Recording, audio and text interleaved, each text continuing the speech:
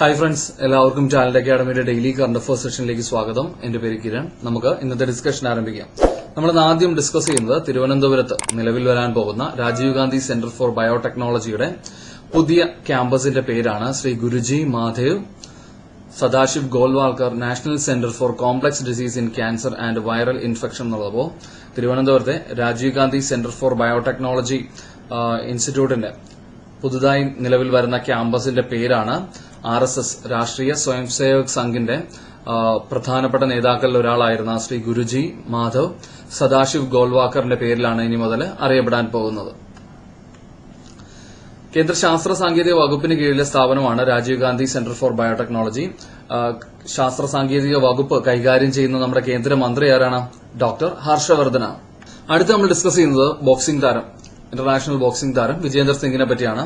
കേന്ദ്ര സർക്കാരിന്റെ വിവാദ കാർഷിക നയങ്ങളിൽ പ്രതിഷേധിച്ച് അത് പിൻവലിച്ചില്ലെങ്കിൽ തനിക്ക് കിട്ടിയ ഇന്ത്യയിലെ പരമോന്നത കായിക ബഹുമതിയായ രാജീവ് ഗാന്ധി ഖേൽരത്ന അവാർഡ് തിരികെ നൽകുമെന്ന് പ്രഖ്യാപിച്ച താരമാണ് വിജേന്ദർ സിംഗ്. അപ്പോൾ കേന്ദ്ര സർക്കാരിന്റെ വിവാദ കാർഷിക നയങ്ങളിൽ പ്രതിഷേധിച്ച് രാജീവ് ഗാന്ധി ഖേൽരത്ന അവാർഡ് തിരികെ നൽകാൻ ഉദ്ദേശിക്കുന്ന കായിക താരമാരാണ്? വിജേന്ദർ സിംഗ് ആണ്. അതുപോലെ തന്നെ വിവാദ കാർഷിക നയങ്ങളിൽ പ്രതിഷേധിച്ച് കേന്ദ്ര സാഹിത്യ അക്കാദമികൾ തിരികെ നൽകുന്ന പ്രമുഖ പഞ്ചാബി സാഹിത്യകാരന്മാരാണ് ഡോക്ടർ മോഹൻജിത്തും അതുപോലെ തന്നെ ഡോക്ടർ ജസ്വീന്ദർ സിംഗും. കഴിഞ്ഞ ദിവസം നമ്മൾ പഞ്ചാബ് മുൻ മുഖ്യമന്ത്രി പ്രകാശ് സിംഗ് ബാദലിനെ കുറിച്ച് ഡിസ്കസ് ചെയ്തിരുന്നു. വിവാദ കാർഷിക നിയമങ്ങളിൽ പ്രതിഷേധിച്ച് തനിക്ക് ലഭിച്ച പത്മവിഭൂഷൺ തിരികെ നൽകിയിരിക്കുകയാണ് പ്രകാശ് സിംഗ് ബാദൽ. അടുത്ത് നമ്മൾ ഡിസ്കസ് ചെയ്യുന്നത് ഇന്ത്യൻ സേന ഇസ്രായേലിൽ നിന്ന് വാങ്ങുന്ന ഒരു റൈഫിളിനെ പറ്റിയാണ്. ഡ്രോൺ ആക്രമണങ്ങൾ ചെറുക്കുന്നതിനായിട്ട് ഇന്ത്യൻ സേന ഇസ്രായേലിൽ നിന്ന് വാങ്ങുന്ന റൈഫിളാണ് സ്മാഷ് 2000 റൈഫിൾസ് എന്നുള്ളത്. അപ്പോൾ പ്രതിരോധ നടപടികളുടെ ഭാഗമായിട്ട് ഡ്രോൺ ആക്രമണങ്ങൾ ചെറുക്കുന്നതിന് ഇന്ത്യൻ സേന ഇസ്രായേലിൽ നിന്ന് വാങ്ങുന്ന റൈഫിളാണ് സ്മാഷ് 2000 റൈഫിൾസ് എന്നുള്ളത്. ഇസ്രായേലിന്റെ ക്യാപിറ്റൽ നമുക്കറിയാം ജെറുസലേമാണ്. ഇസ്രായേലിന്റെ കറൻസി ഇസ്രായേലി ഷെക്കയിലാണ്. ഇസ്രായേലിന്റെ പ്രധാനമന്ത്രി ബെഞ്ചമിൻ നെതന്യാഹു ആണ്. അടുത്ത് നമ്മൾ ഡിസ്കസ് ചെയ്യുന്നത് ഇലക്ട്രിക് കാർ നിർമ്മാതാക്കളായ ടെസ്ല, അതുപോലെ തന്നെ അമേരിക്കയുടെ പ്രൈവറ്റ് ബഹിരാകാശ ഏജൻസിയായ സ്പേസ് എക്സ്, ഇതിന്റെയൊക്കെ സിഇഒ ആയ എലോൺ മസ്കിനെ പറ്റിയാണ്.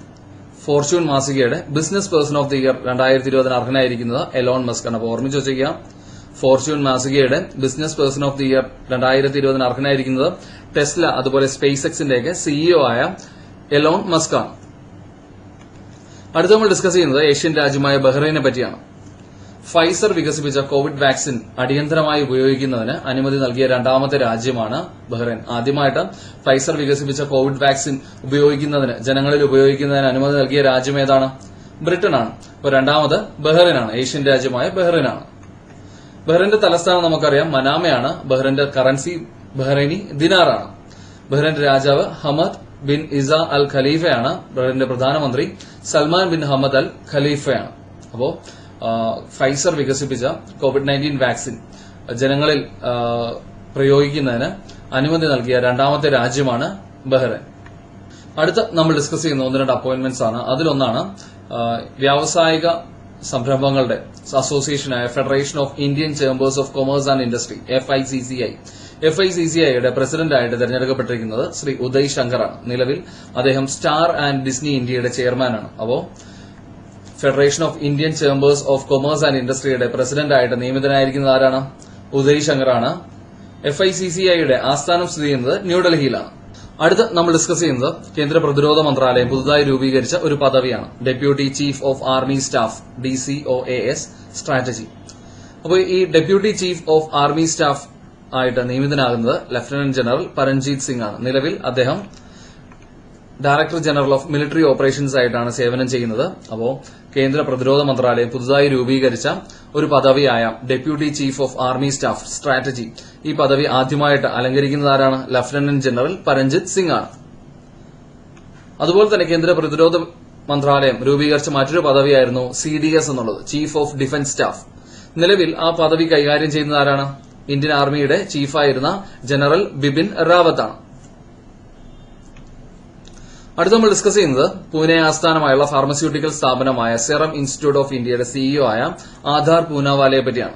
2020 ഡിസംബറിൽ സിംഗപ്പൂരിലെ ദിനപത്രമായ ദ സ്ട്രെയിറ്റ് ടൈംസിന്റെ ഏഷ്യൻസ് ഓഫ് ദ ഇയർ പട്ടികയിൽ ഇടം നേടിയ ഇന്ത്യക്കാരനാണ് ആധാർ പൂനാവാല. അപ്പോൾ Serum Institute of India, Pune ആസ്ഥാനമായുള്ള സെറം ഇൻസ്റ്റിറ്റ്യൂട്ട് ഓഫ് ഇന്ത്യയുടെ സിഇഒ ആയ ആധാർ പൂനാവാല ദ സ്ട്രെയിറ്റ് ടൈംസിന്റെ ഏഷ്യൻസ് ഓഫ് ദ ഇയർ പട്ടികയിൽ ഇടം നേടിയിരിക്കുകയാണ്.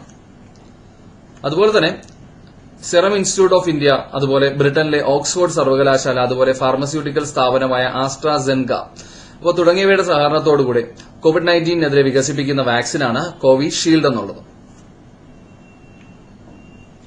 അടുത്ത നമ്മൾ ഡിസ്കസ് ചെയ്യുന്നത് small industries development bank of India SIDBI, Lucknow ആസ്ഥാനമായുള്ള, ഉത്തർപ്രദേശിലെ ലക്നൌ ആസ്ഥാനമായുള്ള സിഡ്ബിയുടെ ചെയർമാൻ ആൻഡ് മാനേജിംഗ് ഡയറക്ടറായിട്ട് നിയമിതനായിരുന്നത് എസ് രാമനാണ്. അപ്പോൾ SIDBI small industries development bank of ഇന്ത്യയുടെ ചെയർമാൻ ആൻഡ് മാനേജിംഗ് ഡയറക്ടറായിട്ട് നിയമിതനാകുന്നത് ആരാണ്? ശ്രീ എസ് രാമനാണ്. അതുപോലെ industrial finance corporation of India IFCIയുടെ MD ആൻഡ് CEO ആയിട്ട് നിയമിതനാകുന്നത് ശിവേന്ദ്ര തോമറാണ്. IFCIയുടെ ആസ്ഥാനം സ്ഥിതി ചെയ്യുന്നത് ന്യൂഡൽഹിയിലാണ്. അപ്പോൾ ഇൻഡസ്ട്രിയൽ ഫിനാൻസ് കോർപ്പറേഷൻ ഓഫ് ഇന്ത്യയുടെ MD ആൻഡ് CEO ആയിട്ട് നിയമിതനാകുന്നത് ആരാണ്? ശ്രീ ശിവേന്ദ്ര തോമറാണ്. അടുത്ത് നമ്മൾ ഡിസ്കസ് ചെയ്യുന്നത് ഒന്ന് രണ്ട് സ്റ്റേറ്റ് റിലേറ്റഡ് ആയിട്ടുള്ള ന്യൂസ് ആണ്. അതിലൊന്നാണ് മിസോറാമിലെ, വടക്കുകിഴക്കൻ സംസ്ഥാനമായ മിസോറാമിലെ ആദ്യ സോളാർ പവർ പ്ലാന്റ് കമ്മീഷൻ ചെയ്തിരിക്കുന്നത് മിസോറാമിലെ തുങ്വെല്ലാണ്. അപ്പോൾ മിസോറാമിലെ ആദ്യ സോളാർ പവർ പ്ലാന്റ് കമ്മീഷൻ ചെയ്തിരിക്കുന്നത് എവിടെയാണ്? മിസോറാമിലെ തുങ്വെല്ലാണ്. മിസോറാമിന്റെ തലസ്ഥാനം നമുക്കറിയാം എയ്സ്വൽ ആണ്. മിസോറാമിന്റെ മുഖ്യമന്ത്രി ശ്രീ സൊറാം താങ്ങയാണ്. ഗവർണർ മലയാളി കൂടിയായ ശ്രീ PS ശ്രീധരൻപിള്ളയാണ്. അടുത്ത നമ്മൾ ഡിസ്കസ് ചെയ്യുന്നത് ന്യൂഡൽഹി ആസ്ഥാനമായുള്ള ഇന്ത്യൻ കൌൺസിൽ ഓഫ് അഗ്രികൾച്ചറൽ റിസർച്ചിനെ പറ്റിയാണ്. കേന്ദ്ര സർക്കാർ സ്ഥാപനമായ Indian council of agricultural research മണ്ണ് പരിപാലന രംഗത്തെ മികച്ച പ്രവർത്തനങ്ങൾക്ക് ഫുഡ് ആൻഡ് അഗ്രികൾച്ചറൽ ഓർഗനൈസേഷൻ, ഐക്യരാഷ്ട്രസഭയുടെ സബ് ഓർഗനൈസേഷനായ ഫുഡ് ആൻഡ് അഗ്രികൾച്ചറൽ ഓർഗനൈസേഷൻ FAOയുടെ international king Bhumibol world soil day 2020 അവാർഡിന് അർഹമായിരിക്കുകയാണ് ICAR, Indian council of agricultural research. അപ്പോൾ FAOയുടെ international king Bhumibol world soil day 2020 award 2020 ലഭിച്ചിരിക്കുന്നത് ആർക്കാണ്? Indian council of agricultural റിസർച്ചിനാണ്. Indian council of agricultural റിസർച്ചിന്റെ ആസ്ഥാനം സ്ഥിതി ചെയ്യുന്നത് ന്യൂഡൽഹിയിലാണ്. നിലവിലെ ഡയറക്ടർ ജനറൽ ഡോക്ടർ ത്രിലോചൻ മൊഹപത്രയാണ്.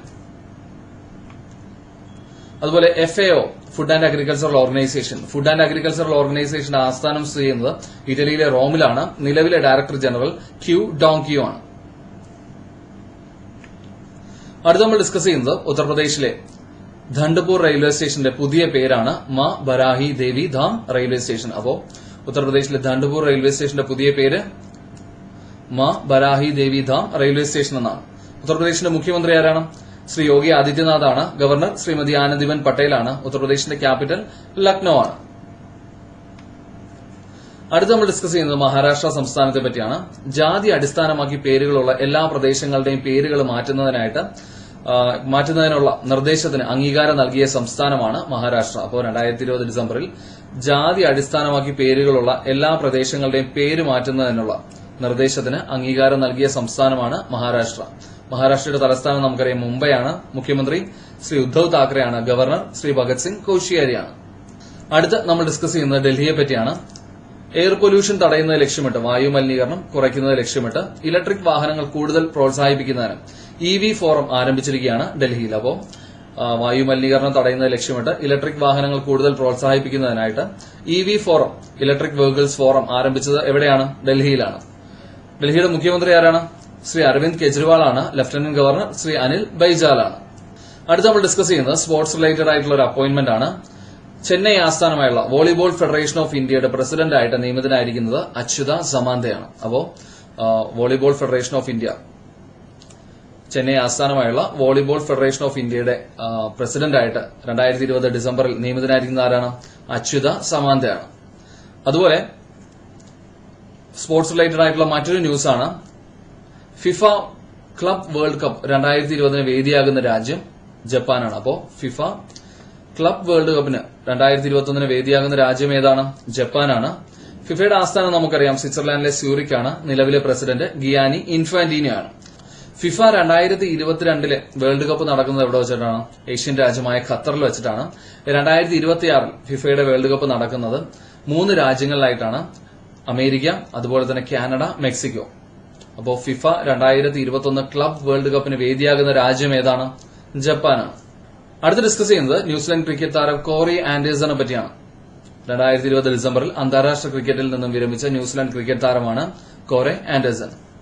അടുത്ത് നമ്മൾ ഡിസ്കസ് ചെയ്യുന്ന 1-2 ദിനങ്ങളാണ്. അതിലൊന്നാണ് എല്ലാ വർഷവും ഡിസംബർ മാസം 6 ഇന്ത്യൻ ഭരണഘടനയുടെ പിതാവായ ഡോക്ടർ BR അംബേദ്കറിന്റെ ചരമദിനമാണ് നമ്മൾ ആചരിക്കുന്നത്. അതിനെ മഹാപരിനിർവാൺ ദിവസ് ആയിട്ടാണ് നമ്മൾ ആചരിക്കുന്നത്. അപ്പോൾ മഹാപരിനിർവാൺ ദിവസ് ഇന്ത്യൻ ഭരണഘടനയുടെ പിതാവായ ഡോക്ടർ BR അംബേദ്കറിന്റെ ചരമദിനമാണ്. എന്നാണത്? ഡിസംബർ മാസം 6-ാം തീയതിയാണ്. അങ്ങനെയാണെങ്കിൽ അംബേദ്കർ ജയന്തി നമ്മൾ എന്നാണ് ആചരിക്കുന്നത്? ഏപ്രിൽ മാസം 14-ാം തീയതിയാണ്. അംബേദ്കറിന്റെ റെസ്റ്റിംഗ് പ്ലേസ് മുംബൈയിലെ ചൈറ്റി ഭൂമിയാണ്. അപ്പോൾ എല്ലാ വർഷവും ഡിസംബർ മാസം 6 നമ്മൾ മഹാപരിനിർവാൺ ദിവസ് ആയിട്ടാണ് ആചരിക്കുന്നത്. അതുപോലെ മറ്റൊരു ദിനമാണ് സായുധ സേനയുടെ പതാക ദിനം നമ്മൾ ആചരിക്കുന്നത്. എന്നാണ്? ഡിസംബർ മാസം 7-ാം തീയതിയാണ്. ഇന്ത്യൻ ആർമി ഡേ എന്നാണ് നമ്മൾ ആചരിക്കുന്നത്? ജനുവരി മാസം 15-ാം തീയതിയാണ്. നേവി ഡേ നമ്മൾ ആചരിക്കുന്നത് ഡിസംബർ മാസം 4-ാം തീയതിയാണ്. അതുപോലെ തന്നെ എയർഫോഴ്സ് ഡേ നമ്മൾ ആചരിക്കുന്നത് എന്നാണ്? ഒക്ടോബർ മാസം 8-ാം തീയതിയാണ്.